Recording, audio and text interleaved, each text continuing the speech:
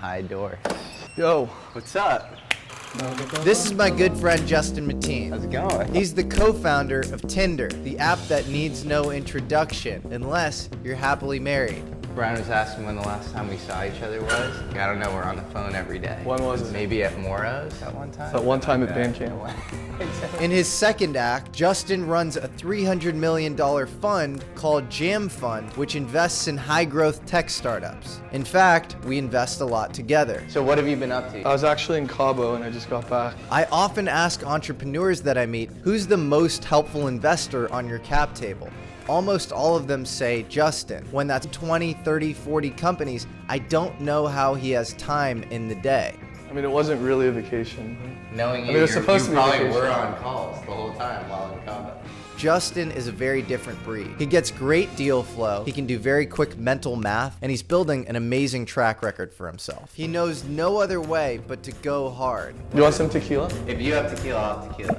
I'm Jesse Michaels, and today's American Alchemist is Justin Mateen.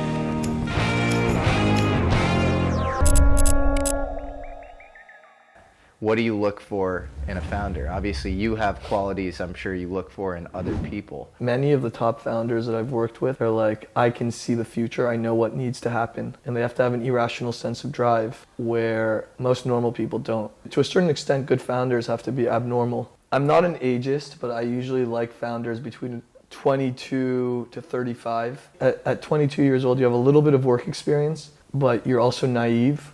You know, I encourage people to take risks up front when they're younger. What else do you look for in founders? I look for founders with a chip on their shoulder. Yeah. Someone that's gone through a personal experience that has motivated them in an exceptional way. Can you tell me about a specific founder in your portfolio and a chip that they have?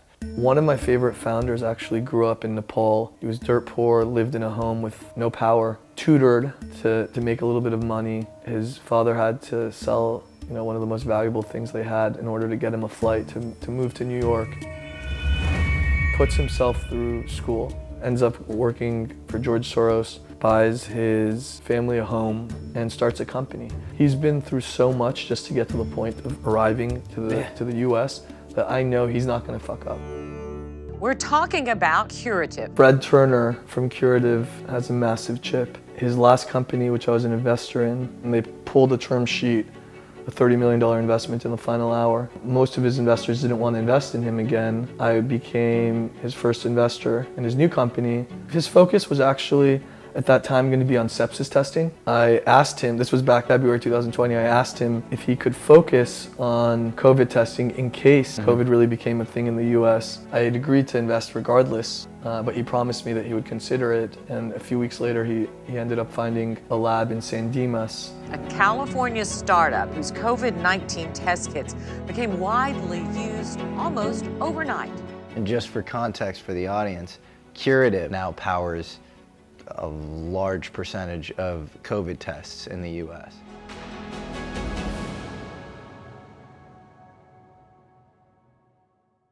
They're obviously the Sand Hill Road venture funds that like to invest in very kind of inside the Beltway, Silicon Valley, sometimes slightly overhyped companies.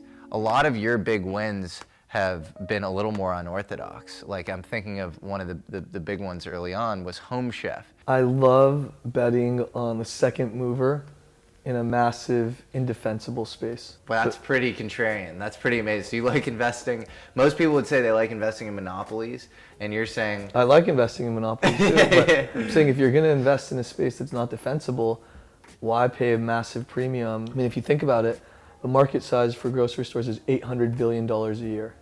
Do you know who the first grocer was? No idea. Neither do I, because it doesn't matter. Yeah. It's not really a defensible space as long as you're good at executing and you can scale quickly. Just because a company has a couple-year head start doesn't really mean anything.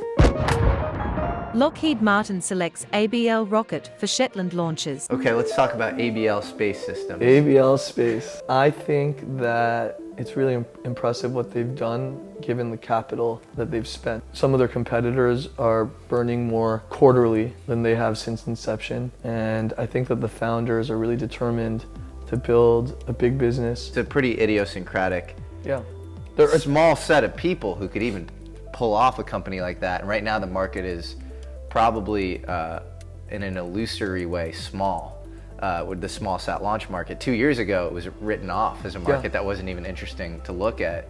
But I think there's a lot you can do once you have a team of really great aerospace engineers. You know, there aren't that many players on that level that will be launching this year and have a very high probability of having a successful first launch. What are the number one reasons that a company fails? The first reason companies fail is they run out of money. You know, can't reach profitability or can't get to a point where investors feel confident. I encourage founders to raise a little bit more capital than they need. You know, give yourself backup capital in case you can't hit that next goal. Second reason, and probably just as important, is not being able to attract the right talent. Because as a founder, there's only so much that you can do on your own. You got to surround yourself with people that are better than you are at whatever they're focused on. So I think that those are probably the two ways to mitigate. And something you've told me a bunch is, you know, somebody would rather own 1% of a $10 billion company than 10% of a, you know, $100 million company. Absolutely. Obviously $10 million versus $100 million. But more importantly, when it's a larger business, it's also safer. If you own 90% of what you think is a $20 million company, the value may not actually really be there if you ever tried to sell it. The fundamentals have been weak for a while, and the coronavirus is just, as I've been saying, an extremely heavy straw on a very weak camel's back. It was interesting when COVID hit, it was like, oh, that the market's gonna correct massively. We had conversations early on, and it feels like Jerome Powell, who's the head of the Fed, almost put a de facto floor in equities. I was aggressively buying. Look, it's also, if you're a long-term thinker, it's easier to be right. Mm-hmm. You can't necessarily time the floor or catch a falling knife, but if you believe in something and you're buying the right companies that you think will be successful long-term, then I think that you don't need to necessarily time it perfectly. Are the markets crazy though? I think there's definitely companies that are overvalued, and I still think there's companies that are undervalued. Mm-hmm. There's something about pulling the trigger and doing the deal that is, it's generative, and then you do the next one. You keep learning, and the pattern matching almost gets better. Yeah, it's all pattern recognition, yeah. You have to be obsessive, and you've got to take advantage of an opportunity. It's kind of like, you know, what they teach you in economics, where there's no such thing as a $20 bill on the ground, because the second that you see it, someone's already picked it up. Don't just wait there for 6 months to see what the LTV to CAC will end up being. For all the viewers out there, LTV to CAC means lifetime value of a user per cost of customer acquisition.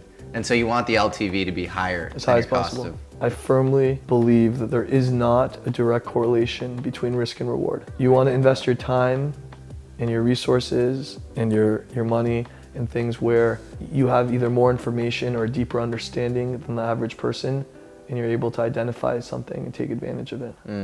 Are there any investors that you admire particularly or like co-investing with? Yes. Who? Peter Thiel. Why? Because you work for him. No, give me the real answer. That's the real answer. No, I think that Peter is a thought leader, and he assesses individuals based on their quality of thought. Are there sort of proxy questions you ever ask to people where you don't necessarily want the actual content of the answer? The content of the answer is telling you something about the person. Yeah, I often ask, what motivates you? Very few founders want to say that they're incentivized by financial gain. I don't want it to be the first reason or even the second, but one of the top 3 or 4 reasons should be success. Because you're financially aligned with them. One is, I need to trust them to make the right decision for the business, right? So if they're not thinking about the bottom line and ultimately building a real business that makes sense financially, then maybe they should start a charity or, you know, do something else.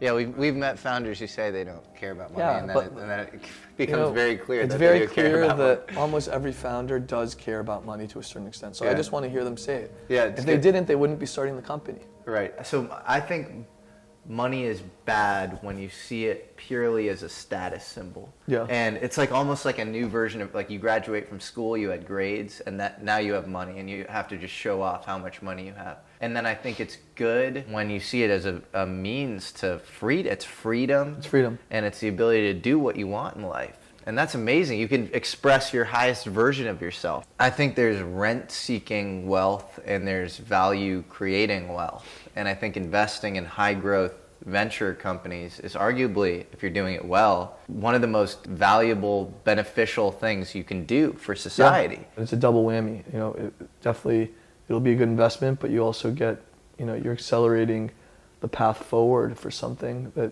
you know, didn't exist. So you've been hesitant to talk about this in the past, and your Tinder experience. I think you're usually one to just move on and, you know, get the next W. You're not the person to kind of hold grudges or, you know. It's the only way to survive. Yeah, I think that's right. So you founded it in 2012 with Sean Rad. You guys paid for most of it with your own money outside of some engineers that you used from Hatch Labs, which was IAC's incubator. You initially had, I think, a pretty healthy equity split between you and IAC.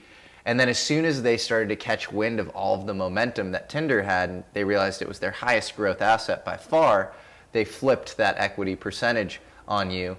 And you were in a relationship at the time with somebody else who happened to work at Tinder. You went through a bad breakup, but it almost feels like that bad breakup was used as kind of like a nuclear negotiation tactic by IAC to oust you from the company and for them to kind of gain leverage. You know, you got to look to the future and just keep moving forward and learning from mistakes and improving. But yeah, I think about it all the time. I trusted very few people for a certain period of time, and then I realized that that's unhealthy, and I adjusted. And I think in my case, I just thought I was a normal person and I was just going through a stupid breakup. I think that unfortunately the media, although they may have good intentions, I think that it's also about arbitraging eyeballs and monetizing ads. I really respect outlets where, you know, they report the truth. Larry King was always just trying to seek the truth, you know, ask normal questions, be engaging. And to a certain extent, I think, you know, you're that way as well. Don't go away. After talking each other's ears off for hours, we actually missed lunch and the food got cold. So we ended up playing a game of cornhole. All right, Let's do do it. this. I'm the umpire. Little did I know I was walking into a trap. Next one. 2 out of 4. The loser of the game of cornhole had to take a shot of the hottest hot sauce from the show Hot Ones. Jesse doesn't know how to start or end. You lost. Oh, how many times have you played? Not that many more times than twice. I see, that's unverifiable. I'm really sorry. I do not take pleasure in watching this, but I think it will be very amusing. This is wrong. I took the shot and immediately I felt like I wanted to run out of my skin. Oh! And so while in no way does this mitigate the heat of the hot sauce, I took off all my clothes and I literally jumped into Justin's pool. Wow, look at that body. Jesse, I can't believe you did that. Only Jesse could pull that off. Let me get you a towel. Justin's on calls all day long from 6 a.m. to midnight. Want to go around because you're dripping? So at the end of our interview, I showed him some holotropic breath work. Belly, chest, out. And always in through your nose and out through your mouth. He thanked me afterwards. Keep going, push through. How do you feel? You feel lightheaded? Yeah, good.